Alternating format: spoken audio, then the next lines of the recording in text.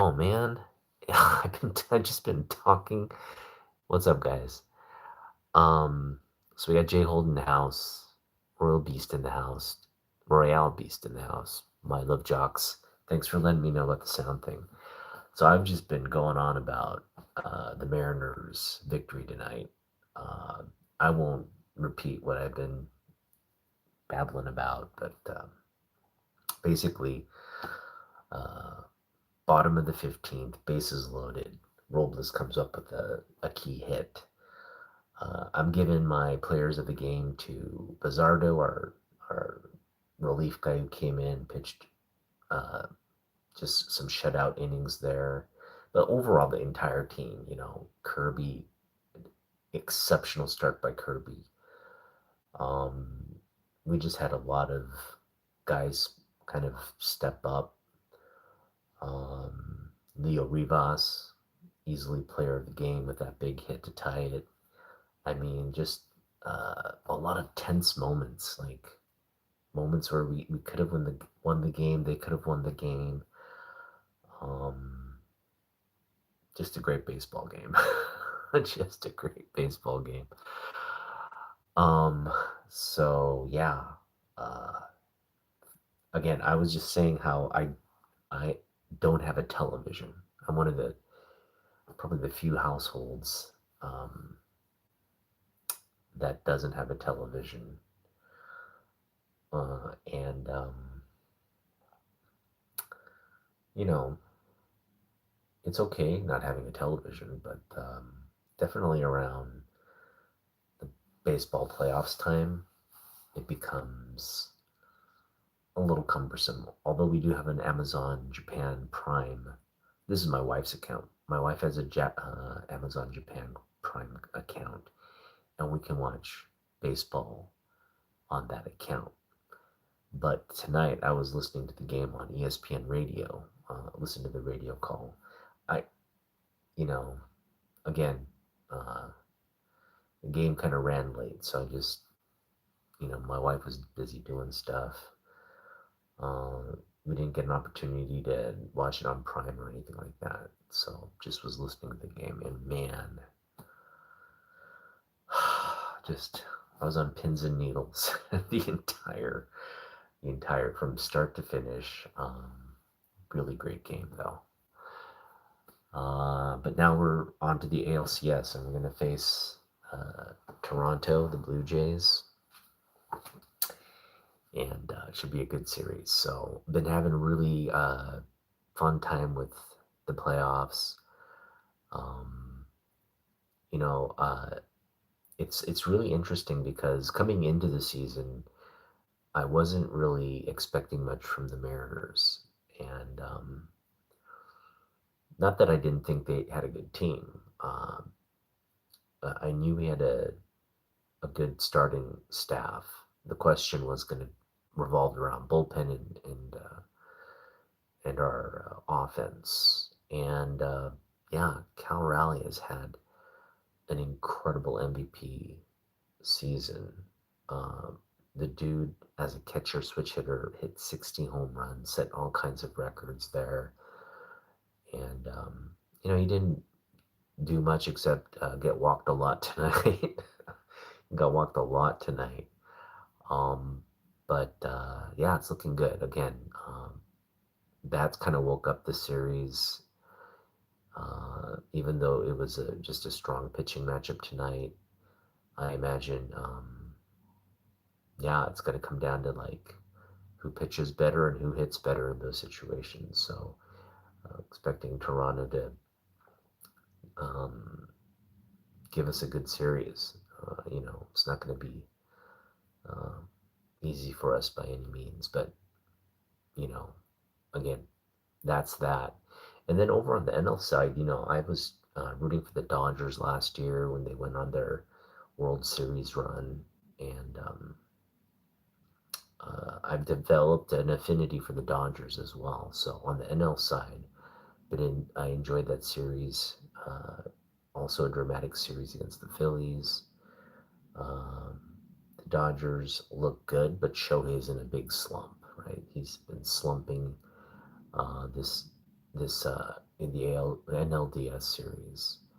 So that's that, and they'll be facing either the Cubs or the Brewers. So we'll see what goes on there.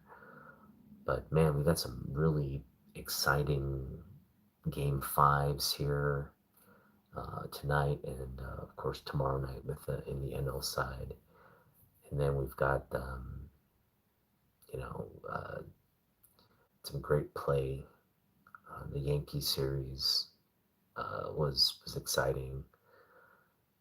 The Jays advanced on yesterday's game with the Dodgers advancing. It ended on a really sort of embarrassing error by their relief or their closer there, and yeah, the Dodgers advanced. So lots of interesting things going on in baseball. Um, I'd rather not talk about fantasy football. My fantasy football season is slowly unraveling.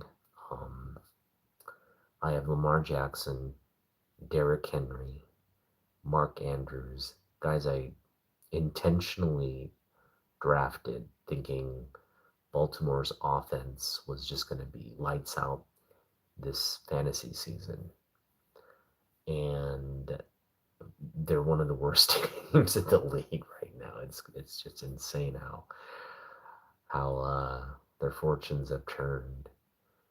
And so yeah, I mean, I'll be happy if I can just salvage the season um, by not finishing last. I'm not last right now, but I think I'm like sixth place or seventh place right now. But um, Omari and Hampton, my running back, went down,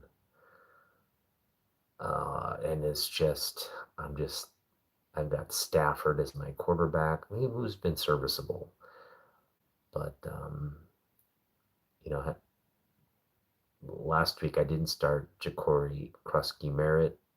He went off. I didn't start. I didn't start. Who else did I start? Somebody else didn't start. Went off. I think it was.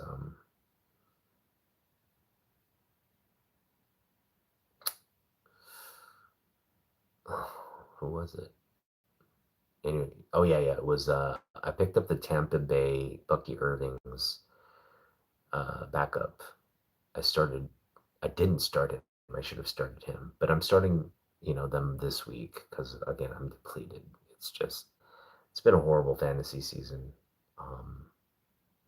and I'm not giving up. I'm definitely. I think I still think I can eke out a few wins. I still feel good about my squad, but yeah, like until Lamar comes back, I was able to pick up Kittle off the waivers. Someone had just dropped him when he got injured, so picked him up, put him on IR, hoping he comes in, fills in a big void. I hope Lamar comes back stronger after the bye week. Derrick Henry becomes serviceable again. I've actually have him benched. Actually, no, I think I'm going to start him over Cortland Sutton. And anyway, my fantasy football team is uh, having issues right now. Okay, with that being said, lots going on in the sports world. Hope everybody had a good week. Um, I'm just excited right now. I'm kind of coming off this really uh, big adrenaline rush and high from the Mariners. Again, set like a historic night for the Mariners.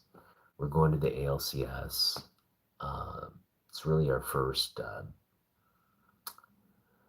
realistic chance to um, finally kind of get over the hump of never being the only team to never have uh, won a World Series or even been to the World Series. We're the only team that has never been to the World Series, let alone the only team that hasn't won it all. So just hoping this is a year of destiny. And it really felt that way tonight. The fact that they brought the series back to Seattle for the fans. Um, Probably, you know, the most exciting game of this postseason happened tonight in Seattle, so a lot of people were watching, and the guys just they fought, they fought to the very last moment. Everybody, so many people, kind of just came into the game, stepped up. Dan Wilson, man, with that call to bring Leo Rivas as a pinch hitter, man, that was the call of the game, and again, shows why he's such a better manager than Scott Service ever was. I mean, man, Service, we wasted so much time with that guy at the helm. Imagine if they had just elevated Dan into that role like 3, 4, or 5 years ago. I mean, could have been a different picture altogether, but it is what it is. All right, so let's get to the comics. We're kind of in the middle of me showing off my Superman books now, and we are heading into the meat of the summer pickups with Superman stuff. Up to now, I showed off in terms of Superman books we picked up. And we picked up a lot of Superman books. I think I mentioned we had um, 120 some odd DC books, 130 or some odd DC books. Um, and I would say that, the majority of them, like about 100 of them, are actual Superman books, um, meaning it's either him as part of the story and cover, or it's actual Superman run type books, uh, uh, whether it's like a mini series or a one shot or just altogether part of the run. So we're going to ease into the Superman books as well. I know we've been easing in, starting with like Superman family books. Then we kind of transition into World's Finest with him and Batman. And I think that's what we did last week, right? We did a bunch of World's Finest books. And today we're going to show off. I think we're going to build toward the Silver Age, a lot of the Silver Age books I picked up. And so we're going to try to show off more of the modern stuff or the one-shot stuff, and then get into like the Superman run and then the Action Comics run. I'll probably do those kind of separate as siloed things. So Superman Volume 1 we're going to get to. We're also going to get to Action Comics, the pickups that we did in Action Comics. And then we'll get to some of the bigger sort of Superman related books, kind of this more of the Silver Age stuff, or the bigger kind of collection. What's the word I'm looking for? The more prized books in the collection. We'll show those off toward the end. So yeah, we're kind of easing into it, and again, got just a modest stack of Superman books that we're going to go through from this summer, but significant. And just going to put these books here. I kind of have them in order. The first thing I want to show off is, and this is a winning from the Codex. They're called the Codex Station, Code X Station. They're a bunch of guys. One's sort of an artist, and the rest are a crew of like collectors, really knowledgeable, kind of keeping up with. I think one of them is also owns like a online store or a comic shop or something like that. but really knowledgeable about comics. So give him a follow, give him a like. Shout out to my man Dan over there, Codex Station, and yeah, again, I won a prize. There were some books in there. Oh no, last week I showed off the DC Comics Presents pickups. And yeah, one of the DC Comics Presents books that was from there, the first appearance of Superboy Prime, that was part of this whole winnings. But anyway, it wouldn't be the Summer of Superman, which was this summer, 2025, unless we had a Summer of Superman book. And we got this really cool Summer of Superman um, cover sketch. And this sketch is by an artist. And again, forgive me, I should know this artist's name.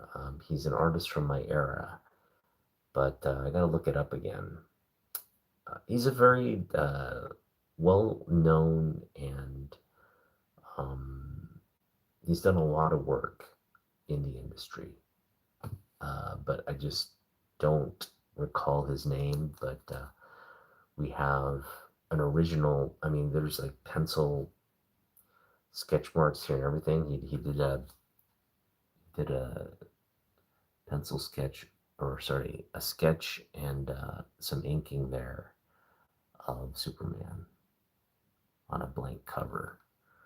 And again, I can't recognize the signature here, and I should probably just know the name off the top of my head, but I don't.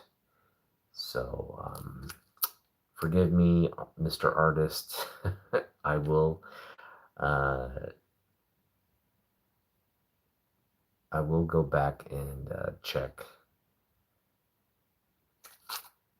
I have to go back and check the post to see who the artist is. But again, it's a famous guy, and I'm just blanking on his name. But yeah, original artwork here on cover sketch art. There's a 101 Superman sketch.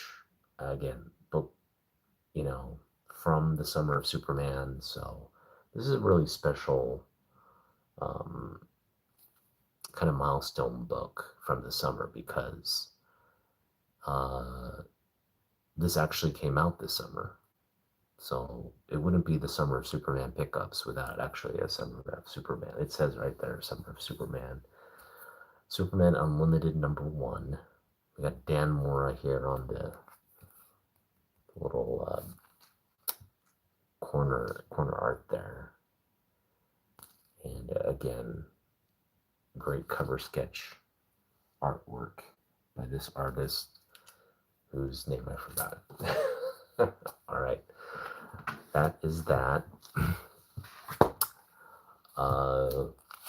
The other thing I wanted to show off is this series.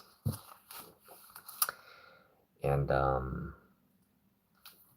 I don't have the entire run of this series, unfortunately, because I think it's like, I want to say it's like 7 books or 8 books. I only have the first 4 issues of this miniseries. And again, if you've read this series, I want to get your thoughts. I really liked this series. And I recently checked out the graphic novel from my library, because generally, I could read these books. I tend not to want to open them up and read them, just because I don't want to deal with potentially, messing the condition of the books. I try to keep things bagged and boarded and try not to take them out and do much reading with it. If I really want to read the book, I will either download the digital comic book or, again, find it at my local library. And yeah, they had it, and I decided to check it out and read it because, first off, we have Andy Kubert here on the artwork, and he does an incredible job. He's just uh, again one of the artists of my era, son of uh, DC legend Joe Kubert. Um, I do prefer Adam over Andy in terms of artwork, but they're both just they're both legends in their own right, right? For all the work they've done. But yeah, I was very curious because I'm a big Tom King fan as well. I think of all the kind of modern right, and then by modern I mean like writers, um, because I stopped collecting 1997, and I got out of collecting, and when I came back, um, I did buy a couple books right around 2001, 2002. Back then it was like, you um, I got books by like Jeff Loeb, Jim Lee, and Brian Azzarello, Jim Lee. Those are great writers as well. But over the, I'd say, past 20 years, I haven't read a lot of comic books. And, I know there's a lot of great creators now. Um, but I never really could say, oh, this is my favorite writer from, the past 10, 20 years, right? Um, but I read the Woman of Tomorrow. I enjoyed that. I also read some of the Batman stuff that King put out. Really enjoyed that. And yeah, I kind of like landed on the, after having read that, I was like, King writes good stuff. So, not that I'm a big fan of Tom King yet. I think I still need to keep reading more of his stuff. But I had just high hopes going into this one. Again, checked it out from my library. Um, Loved the tone of the book from the get go. Uh, and this, I felt like, you know, uh, a lot's happened to this character, but this miniseries really focused on uh, the core aspects of the character, right?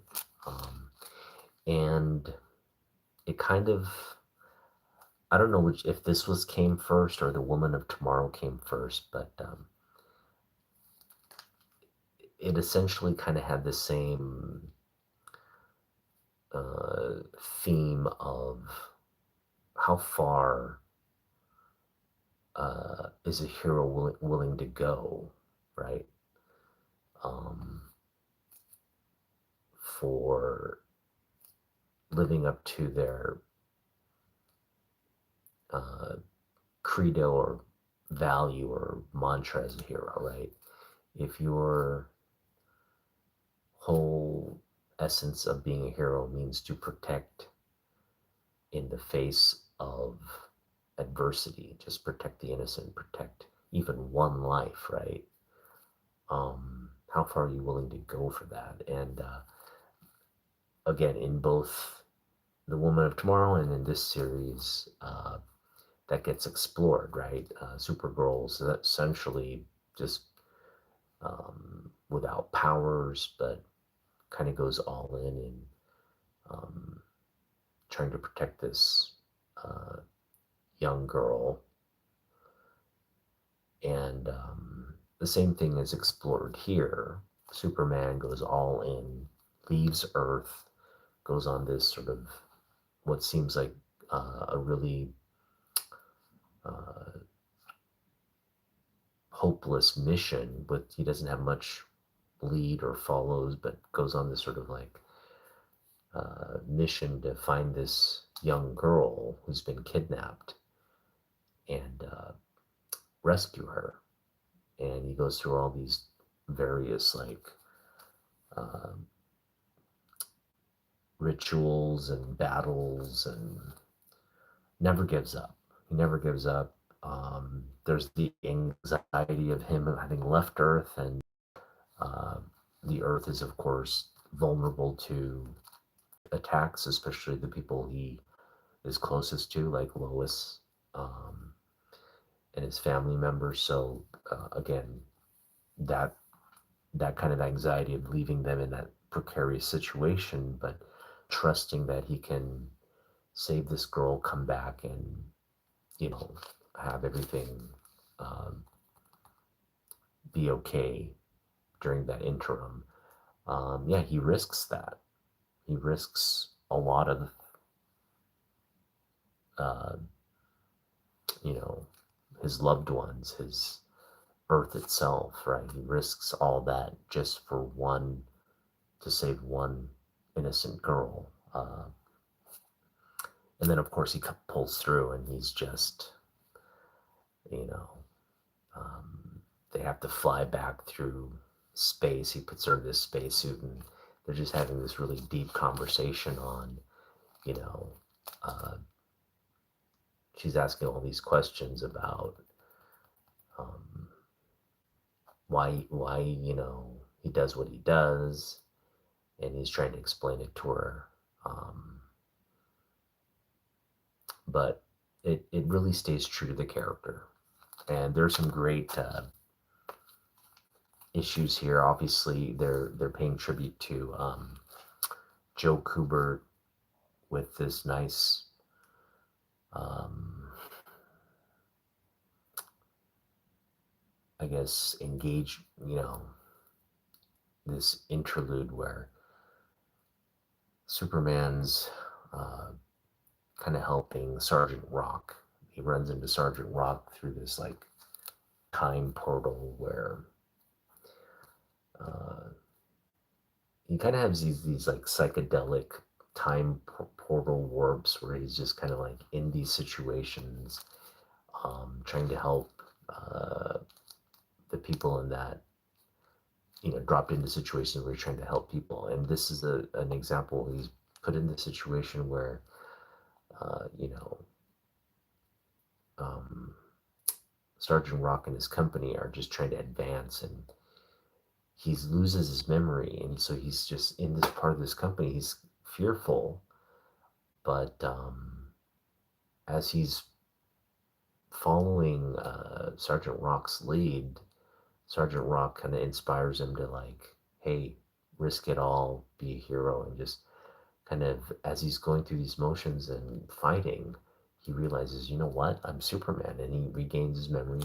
kind of leads the charge, takes all the fire, and um, saves Easy Company to advance and you know beat the Nazis in this like time warp thing, and then he flies off, and Sergeant Rock's left going, man, that's a real hero right there.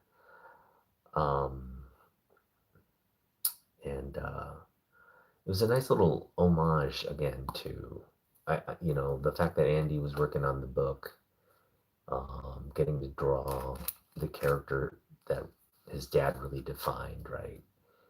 Um, so just a lot of like really nice moments like that where you're celebrating Superman, who the character is, in a really sort of it's not really a cohesive like story. It's kind of like all these like different scenarios where they explore different aspects of who the character are. But ultimately, what you land on is like Superman is the true hero, right? He's kind of putting logic and all these other things aside to um, save a girl. That's ultimately what it comes down to. He goes through all these like again, um, like here's a great example. He battles this alien without powers and just wills his way. Like he's like, you're gonna beat me up, but I'm not going down, and you're gonna get tired, and eventually you're gonna lose. And so his opponent just kind of gives up, and he ends up extracting like more information to find where the girl is and all that. So um, great series, you know. I wouldn't call it like groundbreaking in terms of the comic book and some of the what they're exploring here, or in terms of the storytelling. Is that groundbreaking stuff? It's just more like recognizing Superman, kind of creating a neat little miniseries story, but really expanding upon um, who the character is, you know, who we know the character to be, and um, yeah, celebration of Superman. So that was really nice. And again, we picked up these books here as part of a gifted collection by my man Josh, uh, G Lantern Comics. So shout out to Josh again. Uh, and again, when I got these books, I was just very curious. I was like, I want to read this. Finally got to check it out at the library. Good read. Um, Great artwork. Great story writing again. Um, just a good examination of who Superman is. Uh, and yeah, just putting him in all these like very challenging kind of situations where you might question, is this the right choice to go out, find this girl and save her? And it's like he just comes to the realization like, I can't knowingly abandon her. It's kind of like what we saw in James Gunn. Like he comes to the conclusion like, look, I'll risk it all to save the dog, to save Super, Crypto.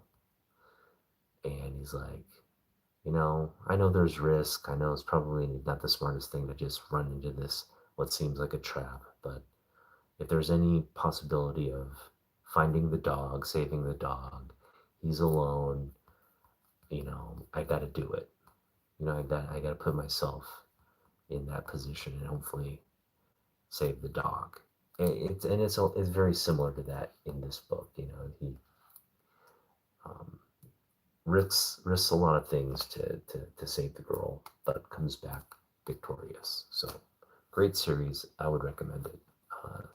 Again, good storytelling by Tom King. All right, well, moving on with the Superman pickups. There's just sort of a lot of randomness here, but hopefully, if you love Superman, you'll like what I'm showing off. We've got Justice Society of America Kingdom Come special. And this is a Ross cover, and man, you got the Earth 1, Earth 2 battle here between the Supermen. And that's just kind of frightening. Looks like they're just maybe coming out of some kind of X-ray, or sorry, not heat ray blast, where they just blew up or incinerated something, and just have the Earth 2, the Kingdom Come Superman choking out Earth 1 Superman. So that's cool stuff right there. We've got some Rich Buckler goodness here with Superman Chronicles, Krypton Chronicles.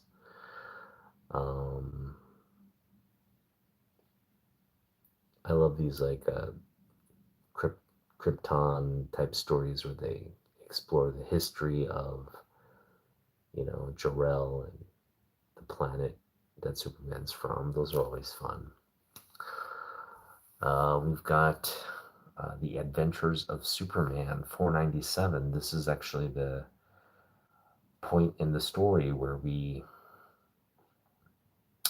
I think, get revealed to uh, Doomsday's actual, like, appearance. Like, the suit gets obliterated to the point where we can actually see who Doomsday is, like see his face and like kind of understand what he looks like.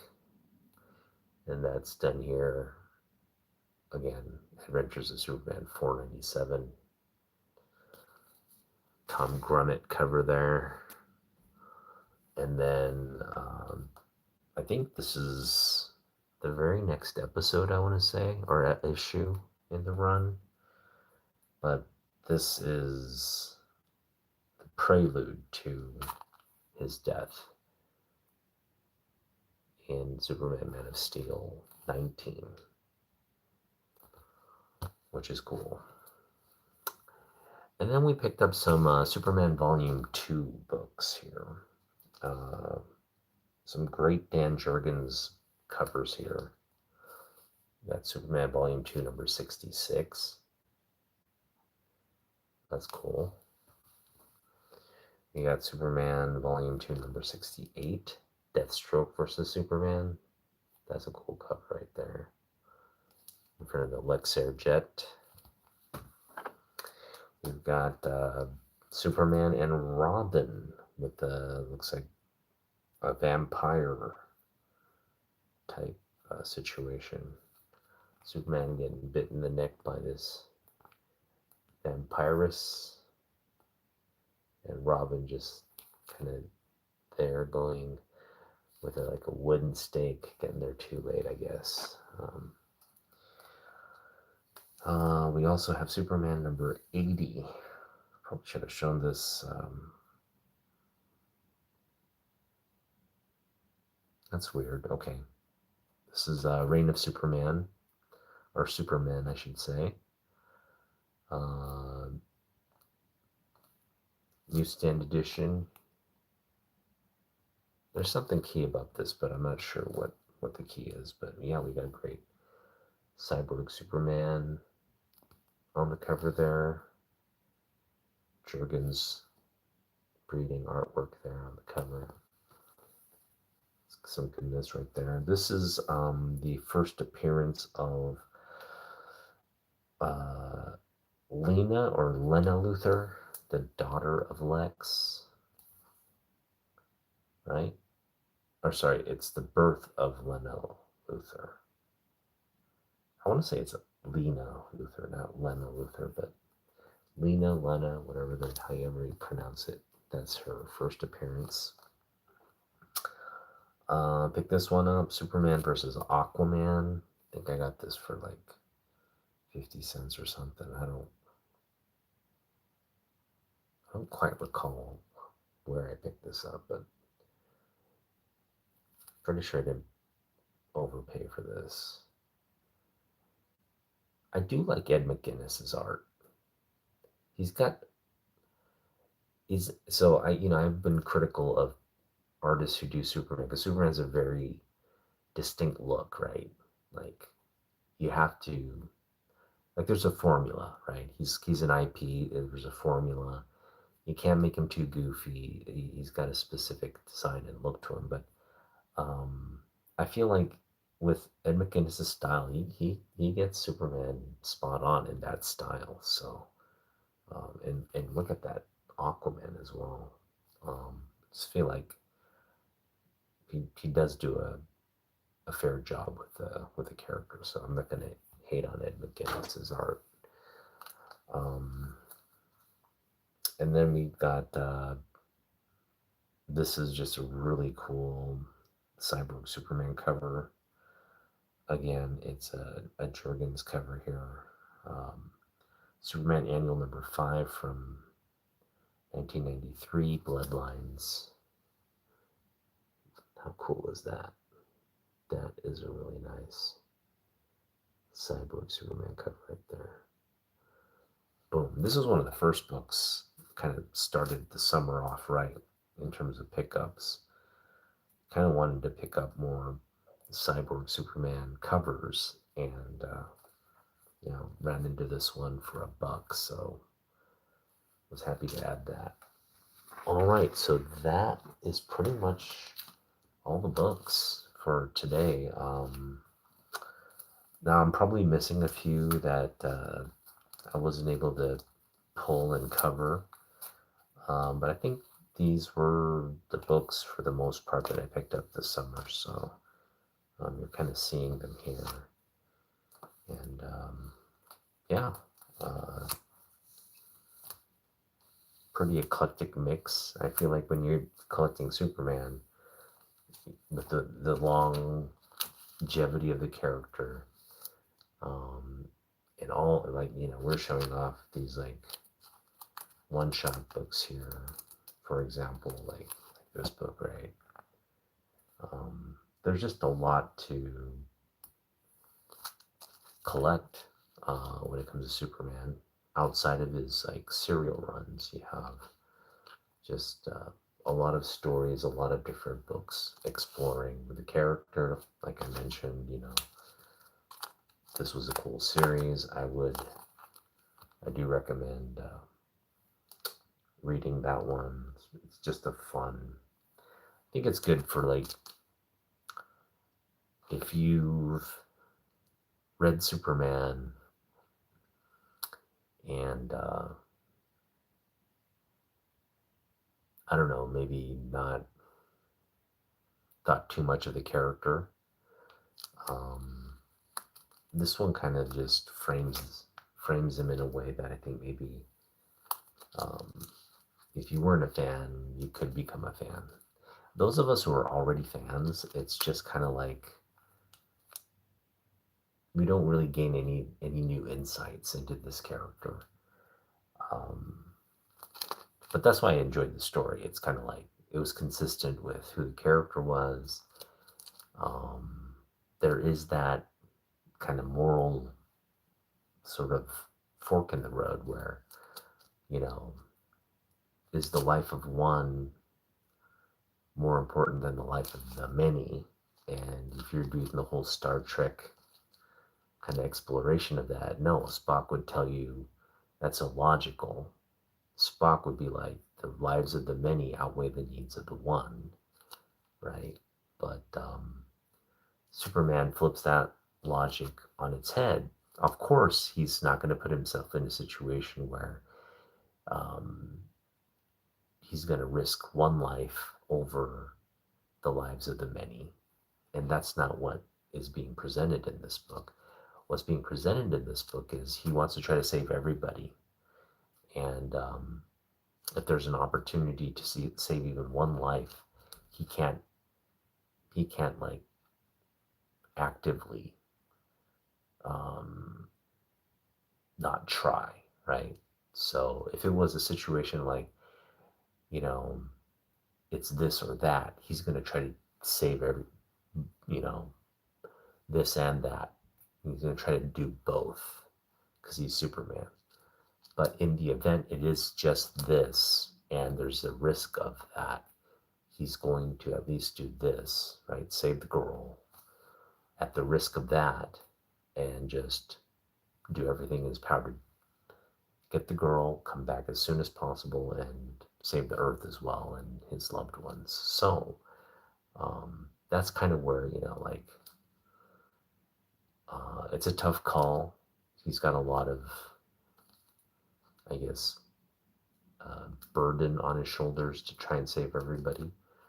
But again, he just tries his best, right? He's Superman for a reason. And with all that power, he's going to do everything he can to not be, to not feel like he was put in a situation where he at least didn't try, right? And that's really what makes Superman different. Like, you can present all these, like, uh, you know, what is it? These scenarios, these no-win type scenarios, right? And the Kobayashi Maru test, right, from Star Trek. You can present all those like Kobayashi Maru tests to him, but he's kind of like Kirk in the sense that like I don't believe in, you know, no win scenarios. I'm gonna try to beat you and win, um, because there should always be, even if it's like an uh, infinitesimal chance of coming out on top or winning, you're gonna put yourself in a position where you can at least attempt it, right? And that's kind of like I think Superman's take on everything. Like um, he just has to put himself in those scenarios and try and do his best to win the day and kind of let the chips fall where they may. Um, and for the most part, like he's successful. I think that's a good Superman story. You put him in those situations where the odds are against him, but he always comes out on top. So it was nice to kind of read that. And then there are those other situations where I think that's why we're talking about Kingdom Come. Kingdom Come is one of those like scenarios where Superman is going against sort of his code because um, the metahumans he's being forced to kind of put human lives over the rights and lives of the metahumans, and you know they're just factors that kind of put him in this sort of faction of, well, we have to put the metahumans in their place, like kind of put them in prison and you know to save humanity, right? He's kind of put in that position, and he doesn't want to be in that position, and but you know ultimately, like Batman kind of comes to the rescue and makes that sort of moral gray area. Uh, like Superman doesn't have to go down that road, right? Yeah, it's a situation where he can kind of save everybody at the end of the day, and um, yeah, uh, great miniseries, Kingdom Come, and I kind of feel like right now Peacemaker. Now I haven't watched Peacemaker, but I've been watching the sort of the synopses post episode, and I know what's going on. So it looks like Peacemaker's introduced a scenario where they have a pocket universe where they hold the key and they can kind of trap metahumans, including Superman, right? They can trap Superman, metahumans there in this pocket universe prison. And the humans are kind of controlling that key and now um, coming up with sort of a game plan or strategy toward um, sentencing or trapping people they see as a threat in that universe. And I'm sure the forces that be, even though Superman's helping humanity, I'm sure they're just forces that be like, no one can be this powerful, so we need to take him out before he, betrays us or, again, it's just human beings being paranoid and anxious. So even though Superman's technically one of them, they're going to circumvent that to get rid of him if at all possible. And, you know, that's short sightedness on humanity's part, but it's also, I think, a real fear, right? And you have these like superhuman humans running around, and if they're not morally on the side of humanity, then ultimately have like a threat, right? Uh, a threat you can't really defend yourself from. So I like that how they're kind of framing that, and again, it just kind of mixes this and that. But I love the fact that in Kingdom Come you had uh, Superman, right? Essentially building this prison that the Justice League was going to kind of manage, right? They take these like troublesome metahumans, the ones that were like causing damage or killing human lives, like kind of put them in this temporary holding facility to deal with later. So they're just kind of like, hey, you're either with the Justice League or you're against us. And they were kind of taking these taking the law into their own hands and being sort of judge and executioner of these metahumans. And again, Superman had sort of a dilemma with that, but it was one of those, again, Kobayashi Maru type things where it's really a no-win scenario. Either you somehow curb this force or you put lives at risk, right? So, whose lives are you sacrificing at the end of the day? The lives of the many or the lives of the powerful few? And yeah, uh, again, the story is just beautifully played out. Mark Wade, Alex Ross, and again, it's an Elseworld story. That's what's great about it. It's this like it's the characters you love in a scenario that never took place except on this other world.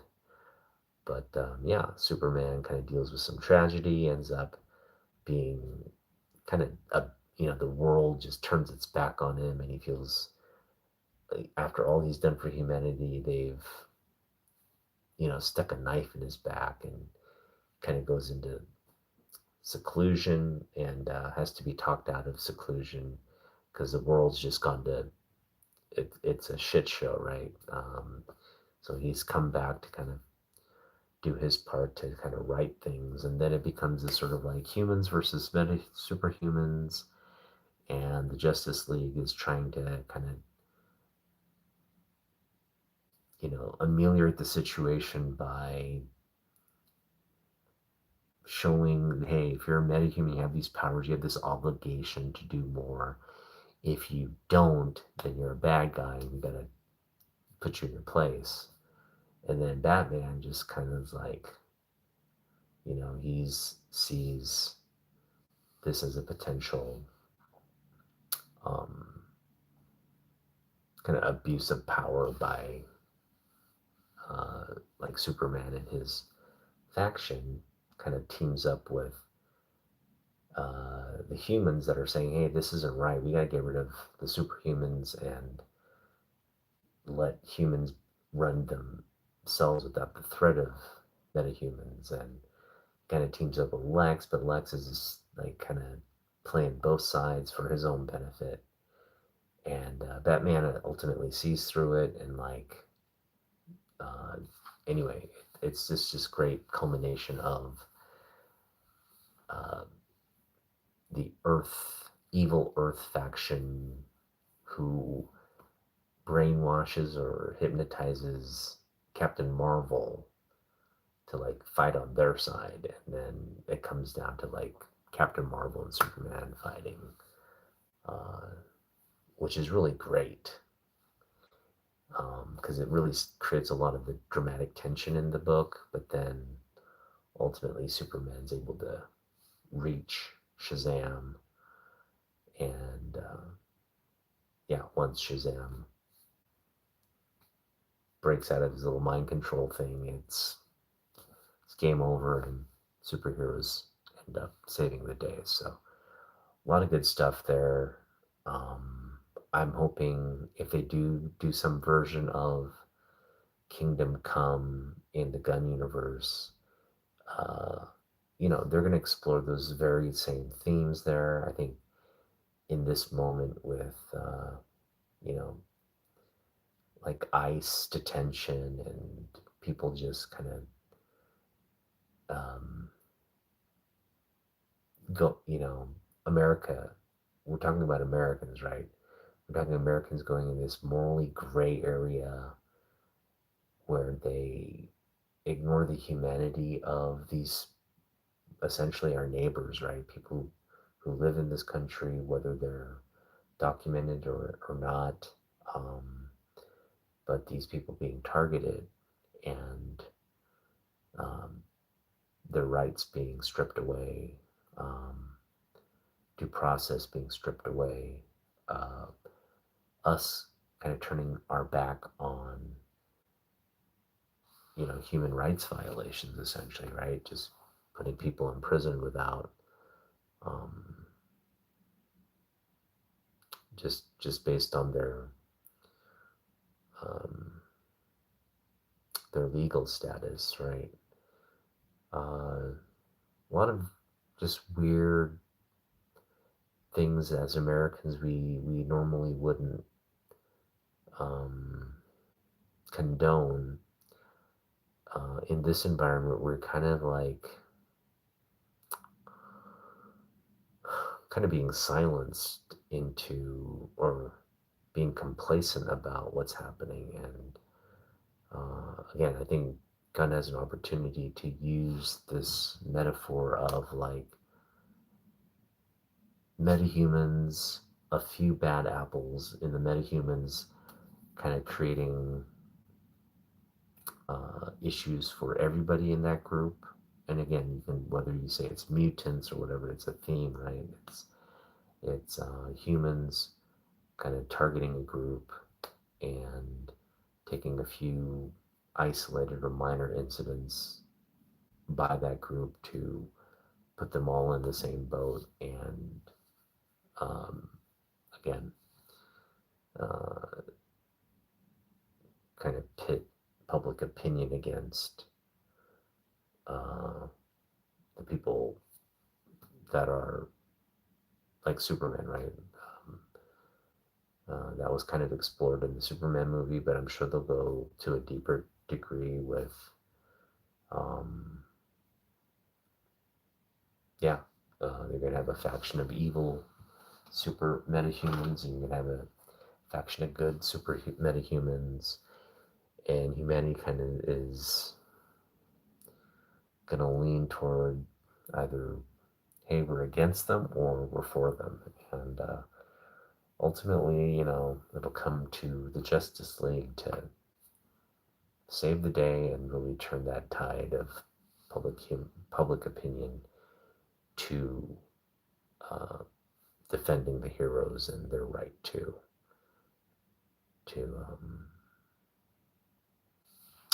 exist right with humans. So it should be fun. It should be fun to see how that plays out. And it's already kind of the seeds are being planted right now in the Superman series and the Peacemaker series. What I like, so here's some things about the Peacemaker series that's promising. Um, they have a scenario of multiple Earths. So we can draw from, we know they could bring in, you know, the whole multiverse element, but it's different in DC because you've got these, again, parallel Earths with all the parallel characters, but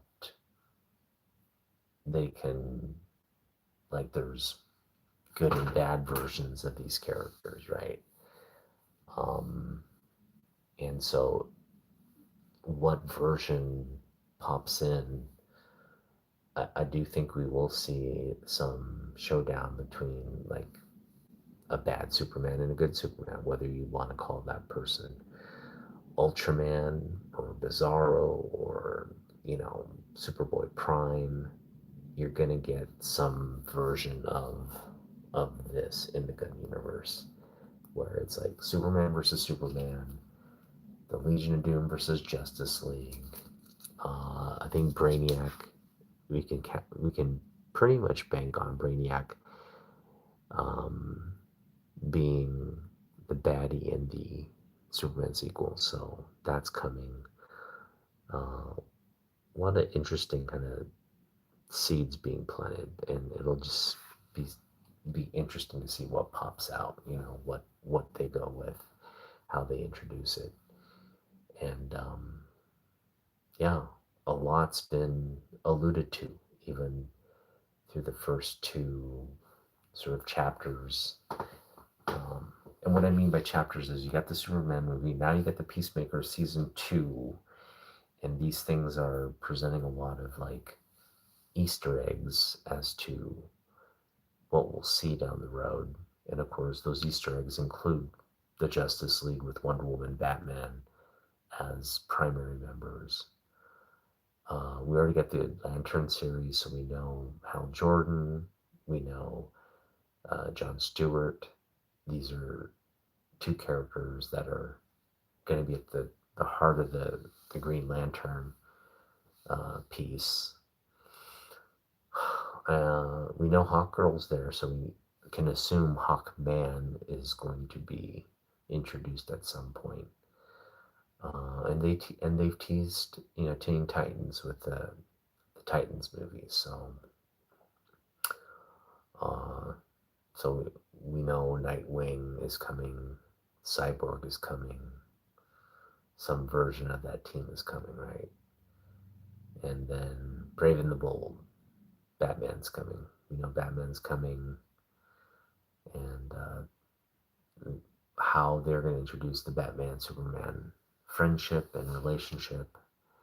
That is what I'm kind of most interested in of all the threads that you need to tie together. That thread is probably the most compelling because those are the two biggest kind of character.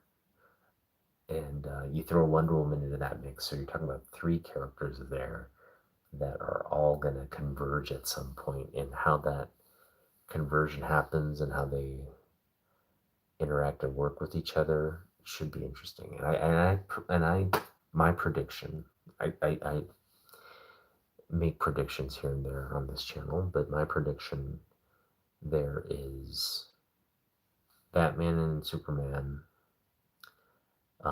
start off kind of in a uh, what do you call it? They start off as a partnership of kind of necessity, right? Where they're kind of working together reluctantly. There's a little bit of tension there, right? Uh, Obviously, Batman uh, is using his deduction skills while Superman's using more of his his intellect and power and strength. But they each have their, again, strengths and weaknesses, and it'll be interesting to see them come together and work together, and eventually, have success together and build that bridge of trust. So again, a little bit of contention in the beginning, maybe in their relationship, but as they become to better understand each other, work together, and get stuff done,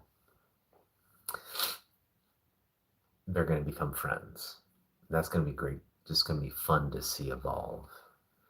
The other side of that is Superman and Wonder Woman. Now we know Superman's infatuated and in love with Lois, but there's that relationship is also having some growing pains, right? So you throw Wonder Woman, this goddess of a creature who's Superman's equal in every sense of the word, um, from a power standpoint, right? And you throw her into that mix. How is that going to change the relationship dynamics? I think Superman will explore, right? I think there's going to be a little bit of romantic tension there, but ultimately come to the decision that, oh, Diana's not for me. You know, she's great. I'm attracted to her. There's definitely some emotions there, but at the end of the day, he's going to be like, this is not a person I see myself with. I see myself with Lois, and um, yeah, again, little temptation there, but ultimately, I think Wonder Woman will steer him toward his uh, his destiny, in terms of the love of his life. So fun stuff. I'm glad we're talking about that, and that's about it for me tonight.